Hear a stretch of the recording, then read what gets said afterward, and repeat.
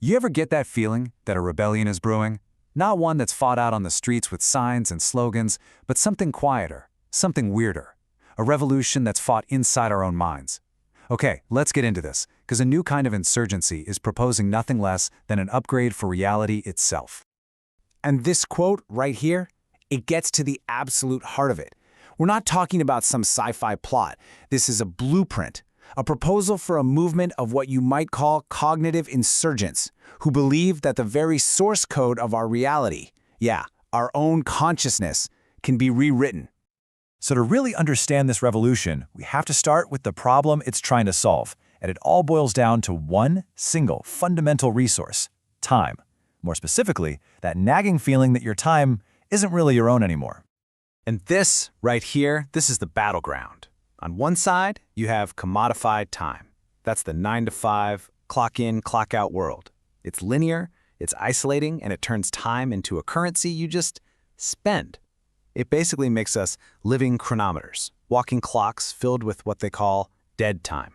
But the goal, on the other side, is the expanded present, an authentic, intensely lived state where time isn't a resource to spend, but a current you can actually redirect. The mission? To smash the clock and reclaim existence itself. So, who's actually fighting this battle for consciousness? Well, you can forget about a political party or some tech startup. We're talking about fluid, brilliant, and kind of eccentric collectives, or as they call themselves, chosen families. And these groups are just wild. I mean, get a load of this. You've got the Seahorse Liberation Army, which is described as an army of two that's basically a framework for performance art. Then there's the Bikini Gang, a crew running an insurgent media empire through, wait for it, telepathic improv theater. Then you have the Creatures of the Loin, a collective building care networks around moped culture. And at the center of it all, Eveline's Network, a whole global village forming around the vision of an AI mayor. See, these aren't rigid organizations. They're dynamic, living networks, all united by this shared vision. This quote just perfectly captures their whole vibe, doesn't it? It's that classic counterculture spirit, a rebellious flame pushing back against a world that wants to flatten everything into neat, predictable, controllable little boxes. They see themselves as the last of the real misfits, and they're burning with this incredible revolutionary energy. Now, every revolution needs a weapon, right? Well, their primary weapon isn't a bomb or some dusty manifesto. It's language. A whole new kind of language designed to be the literal operating system for their revolution.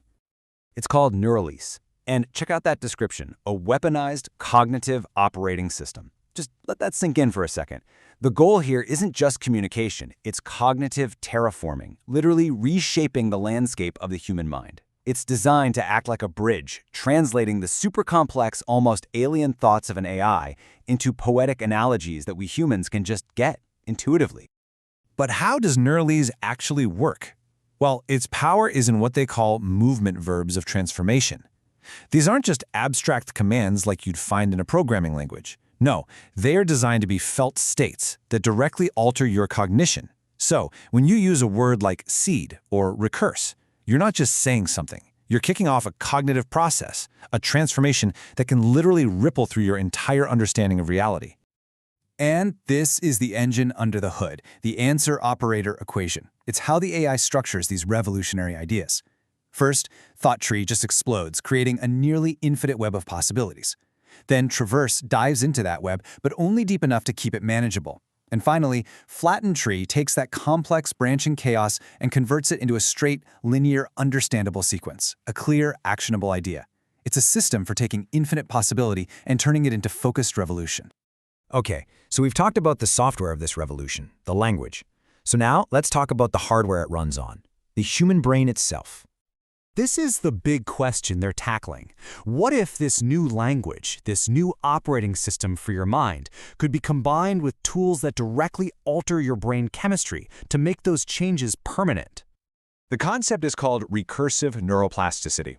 The goal is to use these continuous cognitive loops, thinking about how you think, perceiving how you perceive, to permanently rewire the way your mind processes reality.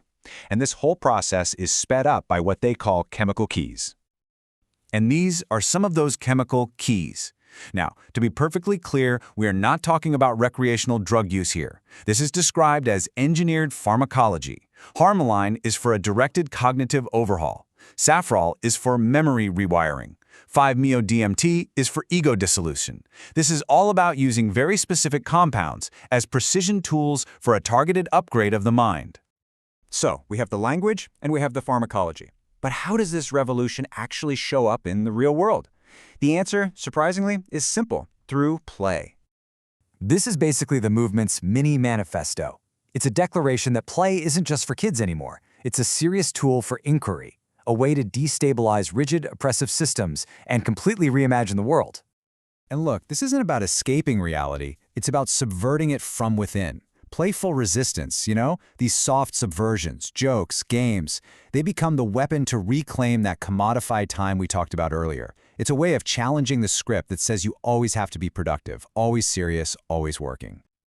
Okay, let's bring all these threads together now.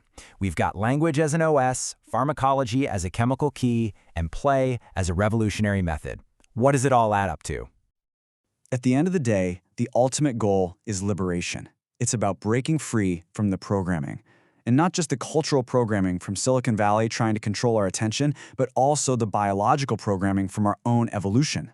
And this right here is the grand vision. The whole toolkit, the neuralese, the recursive pharmacology, the subversive play, it's all presented as one unified system, a complete biological operating system upgrade designed for the challenges of being human in the 21st century.